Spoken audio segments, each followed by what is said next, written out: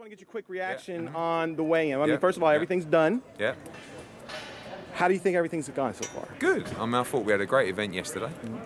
I thought we had a great event today. Good, nice atmosphere, nice feeling.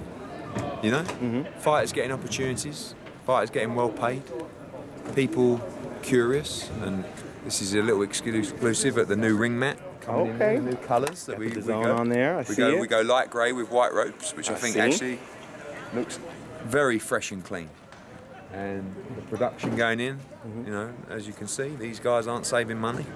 I'm glad they're spending it, not me, and I'm excited. You know, we're going to have about 6,000 in here tomorrow night, which I think is a great effort for Chicago, and learning all the time. But one thing I know is that you're going to enjoy the fight card tomorrow night. It's going to be a lot of action.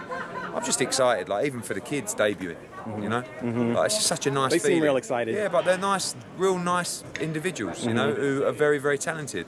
Not everyone's going to go on and be a world champion, but they're going to get the opportunity to do it if they're good enough, and that's all we can do. But you know, when any fighter starts his journey, you know, and he's there with his dad, and you know, I mean, even like the heavyweight, he's fighting a kid who's 2-1, and he looks quite a lump. And he looks quite serious. Yeah. And like, you know, he's going to be trying his heart out. The opponent, like that's not an easy fight for your debut. When you come in here at 5 o'clock or 5:10, you open the show. He's got to be nice and composed, take his time, and you know they're going to be extremely nervous, all these people, because they've had the big build-up. You know, Eddie Hearn signs these guys. You know, Nikosi Solomon, #1 US heavyweight, Golden Gloves champion.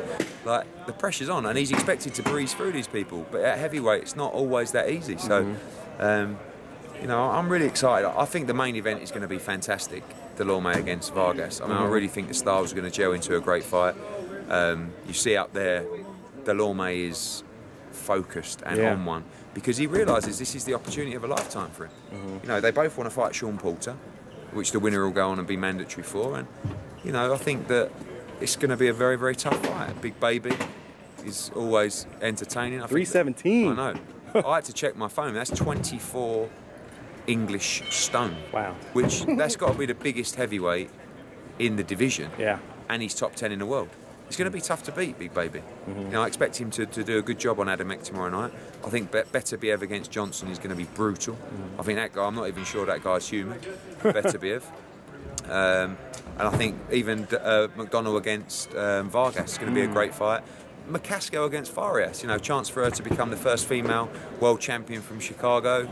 It's just about giving value for money, and I know that everyone who's bought a ticket here tomorrow night is going to get value for money. Everyone that's tuned in on DAZN is going to get value for money, and I'm excited. Were you surprised to see the little scuffle between Jessie and Thomas? It just sort of come from nowhere. Really. It was like, you know, one went like that, and then the other one went like that, and they touched arms, and someone went like that, and it was, I think it woke Jessie up, to be honest with you, because he sort of thought, whoa, I'm in a real fight here, you know. And Dulorme was like, almost, because he's trained like his absolute career depends on this fight, and to be honest with you, it does. Like, if he loses this fight, he's done at world level.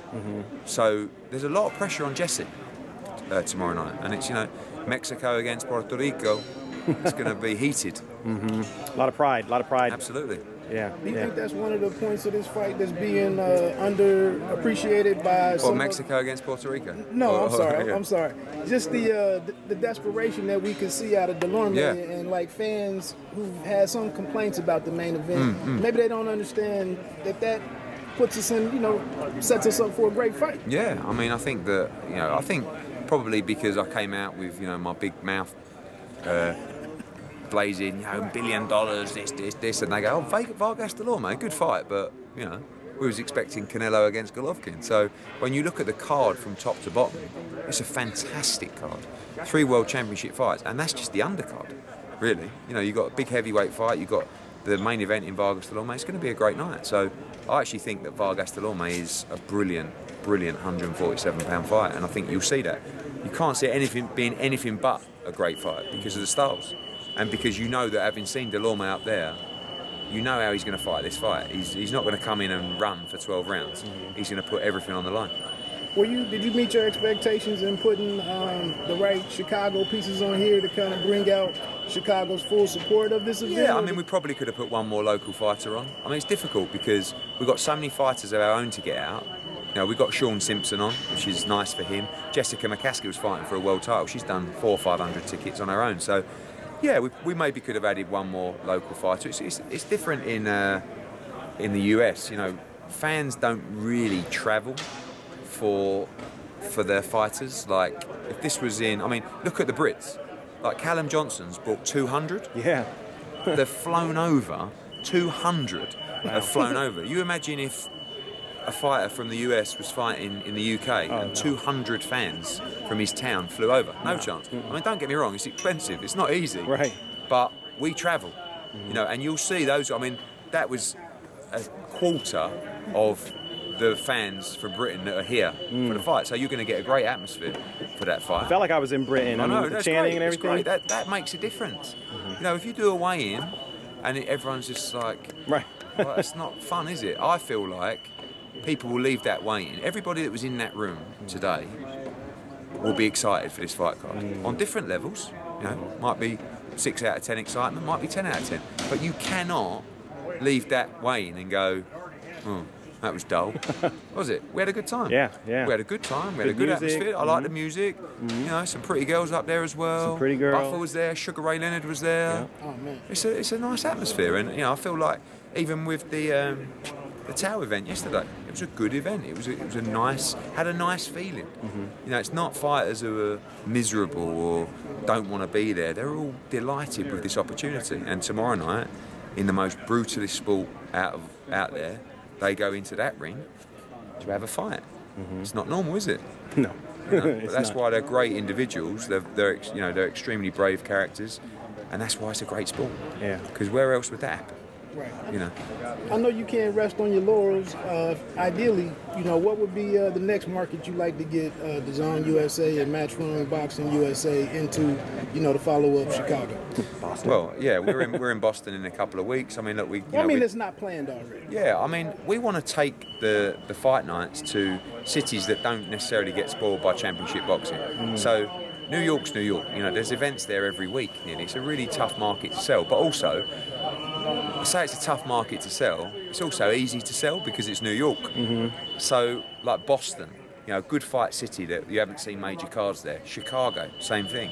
You know, I like the idea of going back to Atlantic City. I know there's been a few events there lately, but you know, when we did Froch against Ward in the Super 6 final at Boardwalk Hall, I loved that place. You know, it was like the fights that have happened in Boardwalk Hall over the years. That's iconic.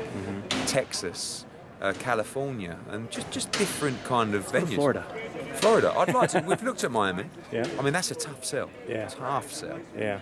No one's ever cracked Miami. I mean, you know, like I said, we'll have probably 6,000 in here. They're telling me they can't believe how well it sold. Really? And I'm like, oh, you know, I mean, we've only sold 5,000. Right. They're like, that is phenomenal. I'm like, is it? Oh, right, great. You know, so it is hard to sell tickets in the US because I just don't think people have ever worked the market because the TV money's so big. They're not dependent on the gate revenue. In the UK, we are. If we don't sell tickets, we don't make money. So, you know, it's I'm really enjoying it. I'm really enjoying learning, and you know, despite my brashness, I also understand that I'm a fledgling in this market. I've got a lot to learn, but you know, our reputation and our ability has already got people saying, oh, it's a three-way shootout between Hearn, Heyman and Aaron. I'm like, is it? Well, thank you. You know, I'm quite flattered. So yeah, we're gonna have some fun. We're gonna have some fun, and that's what it's all about.